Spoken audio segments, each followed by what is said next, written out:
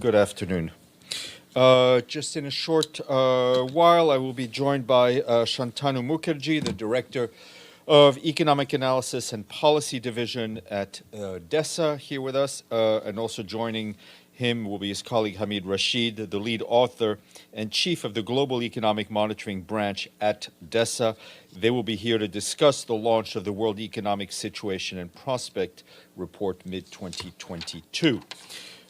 This afternoon, the Secretary General, Antonio Guterres, will brief foreign ministers in a meeting on global food security convened by the United States. He's expected to warn the gathered ministers that global hunger levels are at a new high and that the war in Ukraine is amplifying and accelerating driving factors such as climate change, COVID-19, and inequality. The Secretary General is also expected to highlight urgent steps needed to solve the short-term crisis and prevent the long-term catastrophe. Those include the urgent need to reduce the pressure on markets by increasing supplies of food, the need for social protection systems to cover everyone in need, and fully funding humanitarian operations to prevent famine and reduce hunger. Mr. Guterres is also expected to say that there is no effective solution to the current food crisis without reintegrating Ukraine's food production as well as food and fertilizer produced by Russia and Belarus into world markets despite the war. We also expect David Beasley of the World Food Programme to address the meeting. Earlier this morning, in a video message to accompany the launch of the World Meteorological Organization's latest report, the Secretary General said that the global energy system is broken and bringing us ever closer to climate catastrophe. He underscored that fossil fuels are a dead end environmentally and economically, and that the war in Ukraine and its immediate effects on the energy crisis is yet another wake-up call. The Secretary General outlined 5 actions needed to jumpstart the renewable energy transition. These include treating renewable energy technologies as essential and freely available global public goods, also securing and scaling up the supply of critical components and raw materials for renewable energy technologies, building frameworks and reforming bureaucracies to level the playing field for renewables, having governments shift subsidies away from fossil fuels to protect the poor and most vulnerable people and communities, and tripling private and public investments in renewable energy to at least $4 trillion a year. His full message was shared with you and is online. You will have seen that last night we also issued a statement in which the Secretary General expressed his deep sadness for the more than 100,000 men, women, and children officially recognized as disappeared in Mexico. He conveyed his profound solidarity to the families of the victims who yearn to reunite with their loved ones, search for them tirelessly, and continue to fight for truth, justice, and guarantees that this will never happen again. The Secretary General also welcomed measures undertaken by the government of Mexico to guarantee the rights of the victims of disappeared and encouraged Mexican authorities to continue to accelerate progress. Speaking to a Security Council session on the G5 Sahel Joint Force, Assistant Secretary General for Africa, Martha Poby, said that terrorism and insecurity continue to spread in the region, devastating the lives of millions. She described the decision by the Malian transition authorities to withdraw from the G5 Sahel and its joint force as both unfortunate and regrettable, adding that it is most certainly a step back for the Sahel. In the coming months, she said, it will be crucial for stakeholders in the region to come to a consensus on how to best bring transitions in Mali and Burkina Faso to a swift conclusion, and in a manner that addresses the grievances of the population of the two countries. But the Assistant Secretary General also said that beyond our continued support for existing efforts to stabilize the Sahel region, we need innovative approaches in the face of constantly evolving tactics of terror groups. The Deputy Humanitarian Chief for the United Nations, Joyce Msuya, concluded a 3-day mission to Syria today. During her trip, she met with the Minister of Foreign Affairs, Faisal Mekdad, and the Vice Minister of Foreign Affairs, Bashar al-Jafari, with whom she discussed ways to expand humanitarian access, protect civilians, and help affected Syrians envision a better future.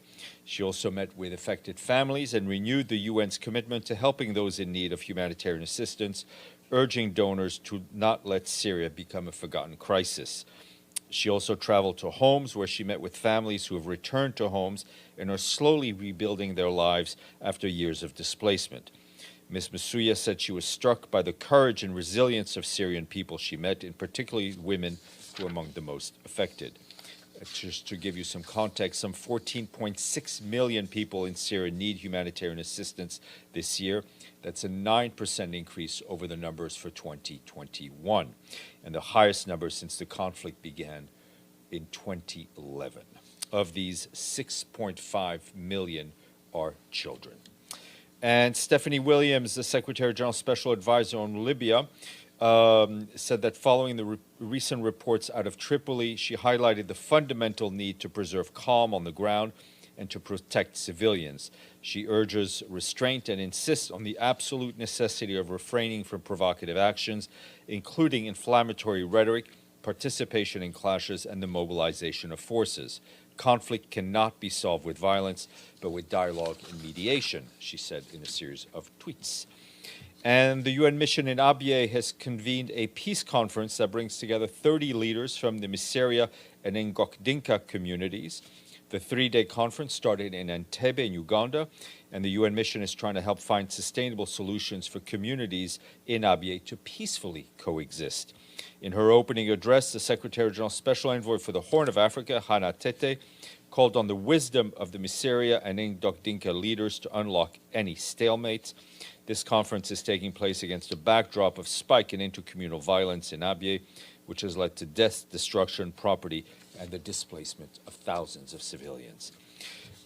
Turning to issues around the Rwandan genocide, you may recall that last week we told you that one of the last major fugitives indicted by the International Criminal Tribunal for Rwanda, Prote Impirinaya, was confirmed to have died.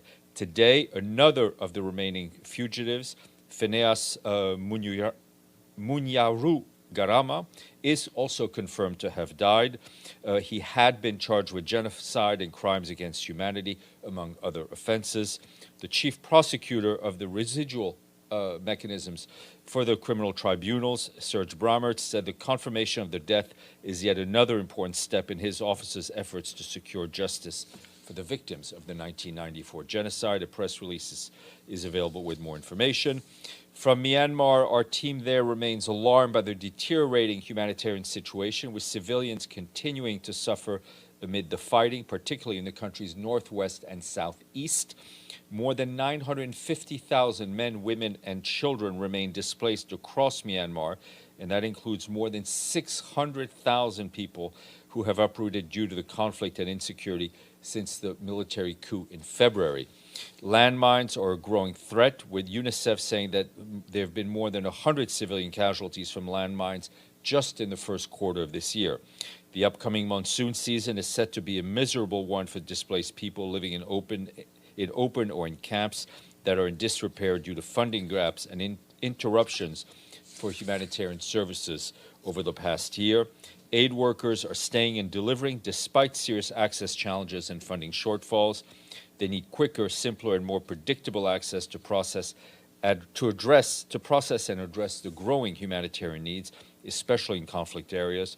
The funding situation is particularly dire, with only 8% of the $826 million requested for 2022 having been received. And we urge donors, as we always do, to not only convert pledges into cash, and if you haven't pledged, to pledge. Turning to Honduras, our humanitarian colleagues tell us that between January and March of 2022, we and our partners have reached more than 320,000 people with aid. Thanks to food assistance in late 2021 under the Humanitarian Response Plan, the number of food insecure people went down from 2.9 million in March 2021 to 2.4 million in March 2022.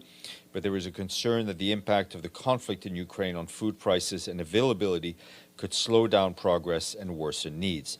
The 2021-2022 Humanitarian Response Plan for Honduras, El Salvador, and Guatemala aims to assist 4.3 million of the 8.3 million people in need across the region. To date, the response plan is less than 30% funded. And yet another sad reminder of the human toll of migration. More than 1,000 migrants have died or disappeared since 2014 while trying to leave East Africa and the Horn of Africa. That's according to our colleagues in Geneva, the International Organization of Migration. Most of these migrants were either traveling from the Horn of Africa to the Arabian Peninsula or from the Horn of Africa to South Africa. Migrants face dangers such as hazardous transport, asphyxiation, violence, abandonment by smugglers, limited access to medical care, and detention. More on the IOM's website, and it's important stories to highlight. Tomorrow there'll be a press briefing in this very room by Bilal Bhutto Zardari, the Minister of Foreign Affairs of Pakistan. He'll be here live in person. And today we thank our friends in Majuro for their country's full payment. They've taken us up to 101. You have one guess to figure out what the country has a capital named Majuro. All right, I'm not moving. It's the Marshall Islands. All right. Edie, I know you were about to answer, so you get the first question. Go ahead. No, I was only going to say something in the South Pacific, Oh. so I wouldn't have been far off. Yeah. A question first, does the Secretary General have any comment on the evacuation of the last fighters from the Azovstal steel plant in Mariupol, and they're being taken to Russian-held territory? Well, this, as far as I understand, is the result of an agreement between the parties. We are not operationally involved in that. What we would say is a matter of principle for all combatants who are being detained by the opposition, so to speak, that they need to be treated according to established international law. And on the Secretary General's humanitarian efforts, is there any update? I think the not wishing to steal my boss's headlines, he will give you a bit more granularity in his remarks this afternoon.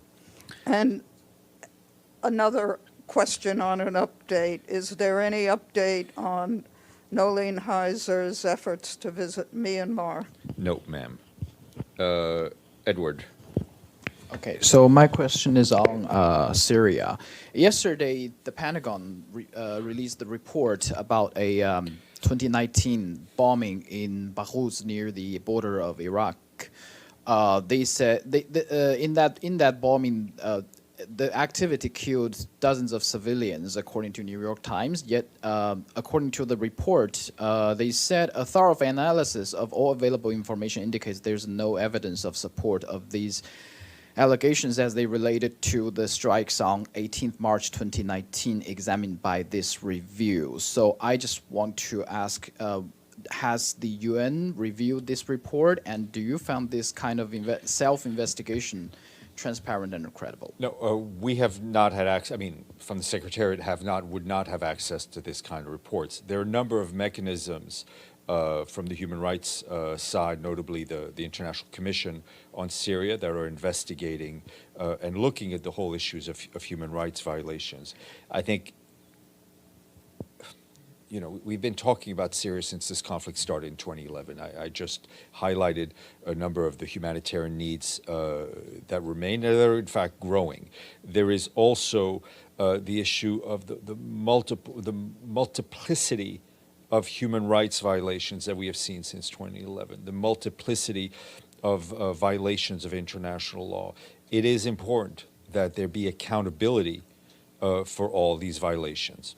Yeah, but what I'm trying to ask is, do you think the UN should do this kind of investigation rather than the country who did it itself? Because this is just one case. Another case is last year when the US withdrew its army from Afghanistan. They had a drone bombing. They claimed it's ISIS-K, but it turns out they are civilians, and they also found it's. First of all, they need no wrongdoing. I understand where you're going with this, Edward. There needs to be for the UN for the Secretariat, shall we say, to be involved. There needs to be a mandate given to it. They are, as I said, there is for Syria. There is a mechanism. There's the independent commission on Syria, which has a broad mandate to look at human rights violations. Madame. Thank you, Steph.